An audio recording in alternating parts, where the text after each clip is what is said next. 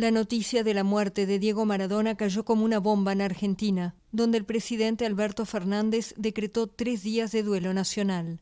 Nos llevaste a lo más alto del mundo, nos hiciste inmensamente felices, fuiste el más grande de todos, indicó el mandatario en un tuit. En las calles de Buenos Aires, muchos se mostraban en shock. No puedo creer, es una cosa increíble. Uno piensa que se puede pasar todas las tormentas que pueda haber, pero se ve que no, terminamos siendo todos mortales. Estoy súper, no, estoy digiriendo. Siento que es un mal sueño, un poco. Siento que es un chiste. Quiero creer que es un chiste. Lo primero que me dijo mi hijo de 12 años es: mamá, se murió Maradona. Y no lo podía creer. Y no lo adoraba, yo particularmente. Sin embargo, me dio pena.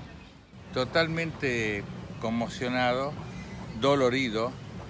Y te voy a ser franco, por ahí esto no lo querés sacar, pero creo que fue un gran tipo que no tuvo muy buenas relaciones a su alrededor, que se aprovecharon mucho de él. El legendario futbolista murió el miércoles a los 60 años de un paro cardíaco en su casa de Tigre, 40 kilómetros al norte de Buenos Aires.